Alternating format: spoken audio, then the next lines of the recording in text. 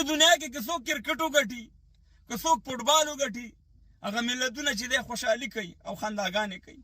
ولې موږ افغانان چې نن کرکټ میچ د بنګلادیش نه وګټو د افغانستان ملي لوبډلې د 2023 کال د شل اوریزونو او سیمي فاینل ته ورسېده، ټول افغان ملت ته مبارک وي، ملي لوبډلې ته مبارک وي.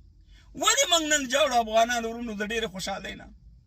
لکه چې موږ او تاسې خو خوشحالي نه ده لیدلې که نه، موږ نه خو خوشحالي هېره شوې وه که نه، موږ خو صرف جړاګانې کولې، خپل شهیدان خپل وطن ویني بدبختیان هم دا 45 کاله سه مهربانه همدغه هم لیدلي، همدغه مخې ته کېږي. اوس هم الله تعالی دې په دې وطن همیشه خوشحالیانې راولي، ځکه چې دې وطن ډېرې بدبختیانې لیدلي او دا د الله د طرف نه به موږ وانې غیبي او کرم دی، یو رحم دی. الله اکبر چې موږ او تاسې یو داسې خوشحالي راکړه چې موږ او تاسې ګمان هم نشو کولی چې د افغانستان ملي لوبډله به داسې مقام ته رسېږي او داسې خوشحالي به په موږ باندې راځي. ته یقین وکړئ چې دا یو ساعت کېږي د میچ نه خبر شوی یم، دا یو ساعت کېږي چې زه جاړم، صبر مې نه کېږي، دا خبرې را نه کېږي، دا ستونی مې بند دی د ډېرې خوشحالۍ نه. خو شکر وباسم د الله نه، ځکه چې میچ ته زه ناست وم، کله چې دویم ځل باران شو کمیټرۍ والا ویل چې 90% باران دی، د لاړم او وده شم.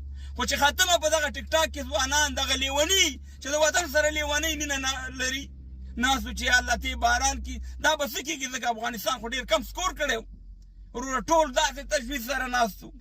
خدای ستاسې زړونو ته وکاته افغانانو ورونو، ځوانانو ستاسې زړونو ته الله وکاته او دغه میچ یې په موږ وګټلو. الله تعالی دې په دې وطن کې همیشه خوشحالۍ راولي، الله تعالی دې په دې وطن آبادي راولي، الله تعالی دې موږ او تاسې نور د بدبختۍ نه وساتي، الله تعالی دې زموږ او ستاسې اتفاق او اتحاد نصیب کړي او الله تعالی دې موږ او تاسو ته بیا دا غمونه نه ښایي چې د خوشحالۍ په ټایم کې بیا موږ جړاګانې کوو. الله دې وکړي چې موږ همیشه خوشحاله وي، ټول افغانستان خوشحاله وي، ټول ملت خوشحاله وي او دغه نورو دنیا په شان دي. استرالیا څومره نړیوال جامونه ګټلي دي د کرکټ، په قصه کې هم نه ده، ځکه چې هغې خوشحالي ډېره لیدلې، موږ خو غمونه لیدلي، موږ خو بمونه لیدلي، موږ خو د خپلو شهیدانو وینې لیدلي، موږ خو بدبختیان لیدلي د خپلو خویندو بچیانو. الله تعالی د افغانستان آباد لري، بیا دې تاسې ټولو ته مبارک وي. او که تاسې بیا د ټول ملت یې، غرور زموږ غیرت یې، سمبول مو د وحدت یې، سمبول مو د وحدت یې.